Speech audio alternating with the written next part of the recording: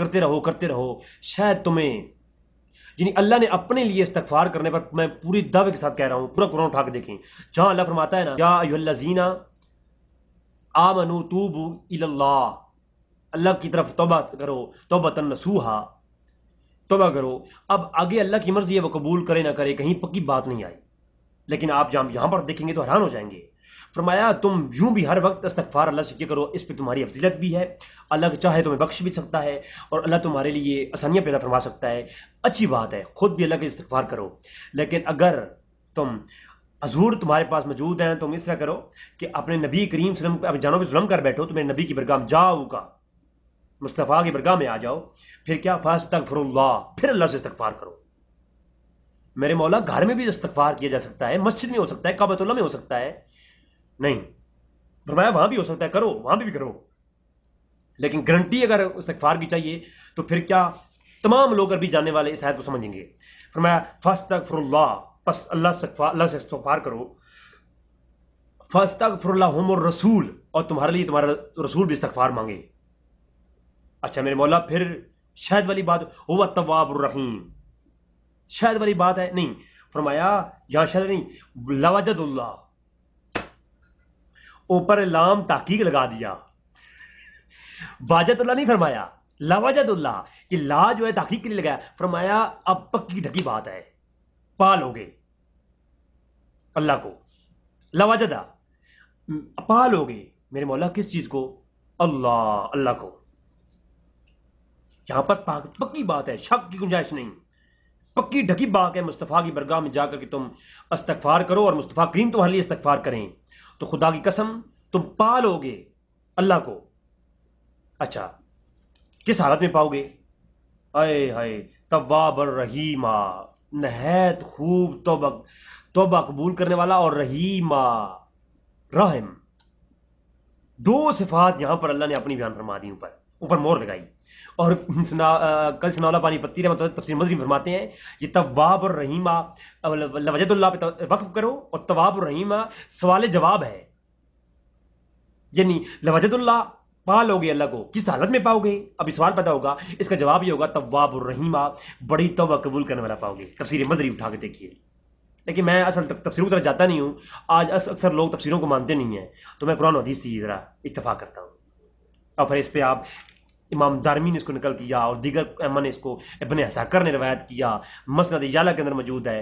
امام قرطبی نے تفسیر قرطبی میں اسی آیت کے تحت لائے کہ ایک شخص علی رضی اللہ عنہ روایت کرتے ہیں، ایک شخص آیا، حضور کو دفن کیے چند دن گزرے تھے، تو حضور کی قبر مبارک کی مٹی ابھی کچی تھی، تو ایک شخص آیا اور آ کر کے اپنا چہرہ مبارک حضور کی قبر میں رکھ دیا اور رگڑنے لگ گیا، اور رونے لگا، اور اس آیت پڑھی وَلَوْ أَنَّهُمْ إِذْ ظَلَمُوا أَنفُسَهُمْ جَاءُوكَ، یہ آیت پڑھی اور رونے لگا.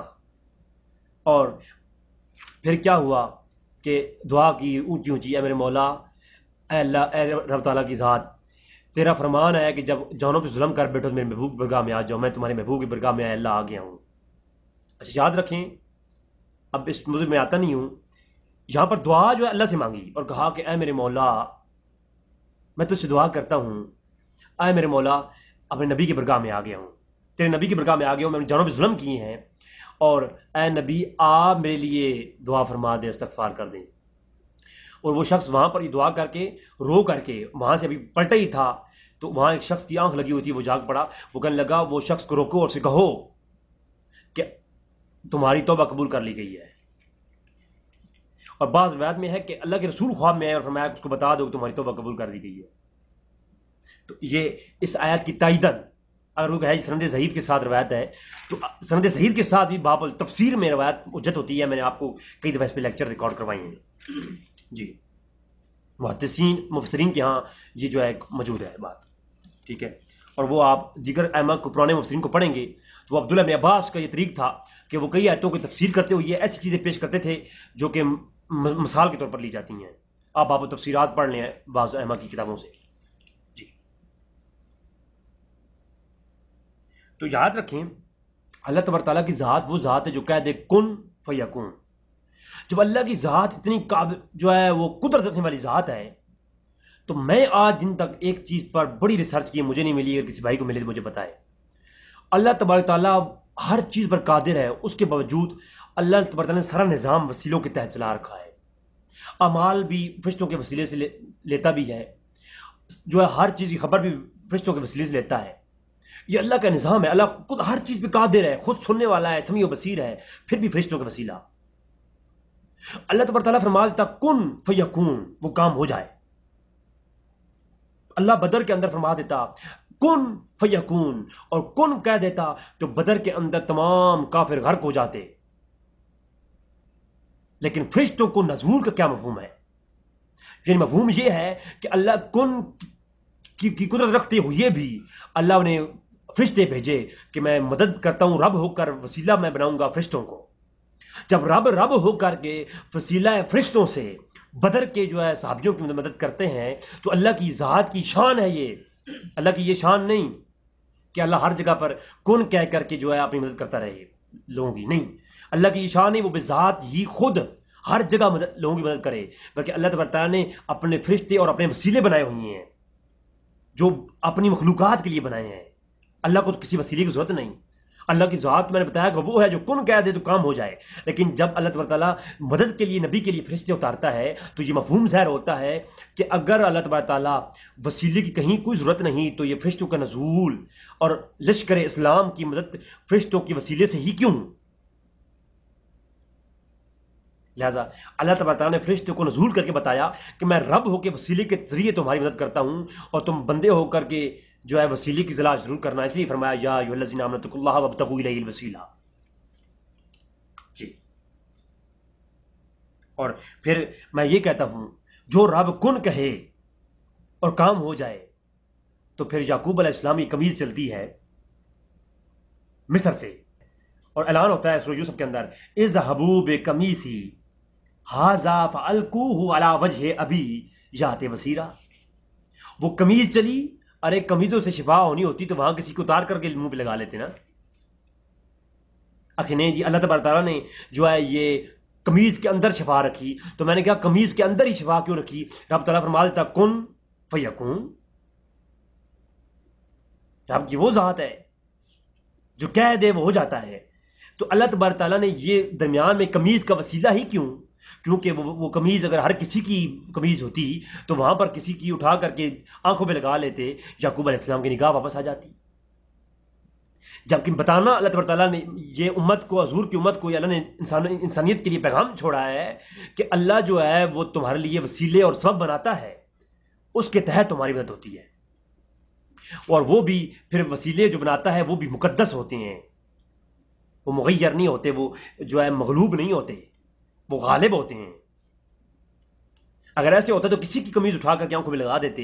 یعقوب علیہ السلام کیا جاتی اگر قمیضوں سے شفا ہونی ہوتی اور وسیلہ تو اللہ نے پھر اللہ تبارک و تعالیٰ اگر شفا قمیض میں ڈالنی ہے تو مصر سے آنے کی قمیض کی کیا ضرورت ہے؟ وہیں پر اللہ وہی نازل فرماتا ہے اے میرے یعقوب تو میرا نبی ہے، میں تجھے وہی نازل کرتا ہوں، وہاں سے کسی قمیض اٹھا میں اس میں شفا ڈال دوں گا، تو آنکھوں پہ لگائے گا، تیری آنکھیں واپس آ جائیں گی. نہیں، بتانا مقصود یہ تھا، قرآن کی تعلیم یہ ہے کہ وہاں جب مصر سے قمیض چلتی ہے تو اللہ کا نبی یہاں پر یہ کہتا ہے مجھے یوسف کی خوشبو آ رہی ہے. تو مطلب یہ کہ وہ قمیض کا جو تعلق تھا وہ نسبت انبیاء، جسم میں نسبت انبیاء تھی اسے. تو اللہ تبارک تعالیٰ نے اسی قمیض کے اندر کمال رکھا جس قمیض میں کچھ تھا. زیادہ کلام نہیں کرتا کہیں کوئی شرک کا فتنہ نہ آ جائے. تو اسی قمیض کے اندر اللہ نے کچھ رکھا جس قمیض کچھ کے اندر کچھ تھا، جس قمیض کی نسبت کسی اعلیٰ مقام سے تھی. تو معلوم ہوا کہ اعلیٰ چیزوں کے ساتھ جس چیز کی نسبت ہو اللہ برکتیں بھی اسی میں ڈالتا ہے. تو پھر اس قمیض کے اندر اللہ نے برکت ڈالی، اور اس قمیض کا مصر سے یہاں تک سفر کرنا اور آ کر کے آنکھوں پہ لگانا. پھر یعقوب علیہ السلام کے عقیدے پہ قربان جاؤں. میرے مولا تو رؤوف رحیم ہے، تو کریم ہے. میرے مولا میں یہ قمیض لگا کر کے شرک کیوں کروں؟ جیسا بھی ہے ایک بندے کی نسبت سے یہ قمیض ہے، ایسا تو شرک جو ہے اے اللہ تیرے قانون میں تو یہ چیز ہے ہی نہیں. تو میں دعاؤں کے لیے ہاتھ اٹھاتا ہوں، میرے مولا تو نے زکریا علیہ السلام کی دعا قبول کی، ہاتھ اٹھائے اور انہیں تجھے اللہ تو نے یحییٰ کو، زکریا کو اولادوں سے نوازا. تو نے مریم کو جو ہے اولاد سے نوازا. میرے مولا تو دعا جب انبیاء کی دعائیں کے لیے ہاتھ اٹھ جائیں تو جو ہے مرادیں پوری کر دیتا ہے. میرے اللہ تو حقیقی رب ہے. تو انبیاء کی دعائیں نہیں رد نہیں کرتا. میرے مولا میں قمیض کو یہ شرکیہ معاملات میں اس لیے اپنی سبب نہیں بناتا, میں قمیض کو سائڈ بھی کرتا ہوں. میرے مولا میں دعا کرتا ہوں میری دعا کے اندر برکت ڈال, انہیں آنکھیں دے دے. ایسا کچھ نہیں ہوا. یعقوب علیہ السلام نے فوراً قمیض کو اٹھایا اور آنکھوں پہ لگایا. معلوم ہوا یعقوب علیہ السلام کا عقیدہ تھا کہ اس قمیض کے اندر کچھ ہے. نہیں, زیادہ کلام نہیں کرتا پھر, کیونکہ مشکل ہو جائے گی. ایسی باتیں کرنے سے تو باز ہی رہے تو اچھا ہے. یہ راز کی باتیں ہیں, راز ہی رہیں تو اچھا ہے. جی, ایسے میں قرآن کریم سے الحمدللہ 50 سے زائد آیت کریمہ پر اس طرح کی گفتگو الحمدللہ کر سکتا ہوں. لیکن علمی بات میں نے ہمیشہ کہا کرتا ہوں, پاؤں میں بیڑیاں ڈال سکتے ہیں, کالے کر کے دھمکیاں دے سکتے ہیں, گرفتار کرانے کی دھمکیاں دے سکتے ہیں, لیکن میدان علم کے اندر نہ خنجر اٹھے گا نہ تلوار کسی سے. یہ بازو ہمارے آزمائے ہوئی ہیں. بات سمجھے نہیں آئی؟ انشاءاللہ تبارک تعالیٰ اگلی ہماری گفتگو حدیث کی روشنی میں ہوگی. یہ صرف آج مختصراً میں نے آپ سے پیش کیا. دعا ہے کہ رب تعالیٰ ہمیں حق جاننے کی توفیق عطا فرمائے اور باب الوسیلے کو سمجھنے کی توفیق عطا فرمائے. وسیلہ شرک ہرگز نہیں ہے. ہاں, وسیلے کی آڑ میں ایک حدیث یہاں پیش کر دوں جو کہ بریلوی آزاد کی طرف سے پیش کی جا رہی تھی, اس کی بات کرنا ضروری ہے. صحیح بخاری کتاب الاذان, صحیح مسلم کتاب الاذان اور دیگر کتب روایت کے اندر کتاب الاذان کے اندر روایت موجود ہے. حضور نے فرمایا جب تم مؤذن اذان دے تو مثل ما یقول اس کے الفاظ ساتھ ساتھ دہرائے جاؤ. جب مؤذن اذان دے چکے ثم صلوا علیہ, اذان کے فوراً بعد مجھ پہ درود شریف پڑھو. اذان کے بعد درود شریف پڑھنا حضور کا حکم ہے فوراً. اس کے بعد یہ دعا مانگو, اللہم رب ھذی الدعوۃ التامۃ والصلاۃ القائمہ آتی محمدا الوسیلہ. یہ لفظ وسیلہ یہاں موجود ہے. اب اس لفظ وسیلہ کے اوپر ایک بریلوی بھائی جو ہے وہ ایک گروپ کے اندر میں نے دیکھا, وہ زور دے رہے تھے کہ دیکھو جی میں حدیث سے وسیلہ لفظ دکھاتا ہوں. اس بھائی نے دعویٰ کیا اگلے نے کہ تم پوری حدیث سے وسیلہ لفظ دکھا دو. تو اس بھائی نے یہ حدیث اٹھا اور کہا کہ دیکھو یہ ولیوں کا وسیلہ ہے. خدا کے لیے حدیث کے ساتھ مذاق نہ کریں. اور کئی روایات وسیلے پہ موجود ہیں. اگلی میری ایپیسوڈ آنے والی ہے حدیث کی روشنی میں, وہ آپ دیکھیں. لیکن یہ جو روایت ہے ظلم نہ کریں, اس کو پورا پڑھ لیں. یہ جو دعا ہے نا, اس میں فرمایا کہ آتی محمد الوسیلہ, اے اللہ تم محمد صلی اللہ علیہ وسلم کو وسیلہ عطا فرما. اس وسیلے سے مراد کیا ہے؟ صحابہ کرام نے عرض کی یا رسول اللہ یہ وسیلے سے مراد کیا ہے؟ صحیح بخاری کے اندر دیکھیے, فرمایا انہ منزلۃ فی الجنہ, یہ ایک جنت کے اندر ایک مقام ہے جس کا نام وسیلہ ہے. یا رسول اللہ اس مقام وسیلہ پر کون فیض ہوگا؟ آئے ہائے ہائے ہائے ہائے ہائے. فرمایا رجل واحد آنا انہ آنا ہوا, کہ ایک ہی اس مقام میں وسیلہ پر, مقام محمود پر ایک ہی شخص بس فیض ہوگا جنت کے اندر. وہ مقام وسیلہ جو جنت کے اندر ایک مقام ہے, جنت کے اندر ایک مکان ہے, اس کا نام وسیلہ ہے. یہ تمہارے اور پیروں فقیروں والا ولیوں والا وسیلہ نہیں ہے یہاں پر مراد, اس سے مراد جنت والا وسیلہ ہے. جنت کے اندر ایک مقام کا نام, ایک مکان کا نام وسیلہ ہے. اور اس وسیلے کے بارے میں حضور نے فرمایا یہ جنت کے اندر مقام ہے اور اس میں رہے گا کون یا رسول اللہ؟ تو حضور نے فرمانا تو یہ چاہیے تھا کہ میرے پیارے صحابہ مجھے علم ہی نہیں ہے کون مرے گا حق پر اور کون جو ہے آخرت میں حساب و کتاب ہوگا. اس کے بعد اللہ خود جس کے لیے ڈیسائیڈ فرمائے گا وہی جائے گا. حضور نے فرمایا نہیں, بے شک انہ آنا ہوا, اس مقام وسیلہ پر ایک ہی ذات فیض ہوگی اور وہ میں محمد صلی اللہ علیہ وسلم. ایک طویل گفتگو ہو سکتی ہے میرے بھائی اس عنوان پر. اللہ تبارک و تعالیٰ سے دعا ہے کہ تعالیٰ میں حق جاننے کی توفیق عطا فرمائے. وما علینا الا البلاغ المبین. السلام علیکم ورحمۃ اللہ وبرکاتہ.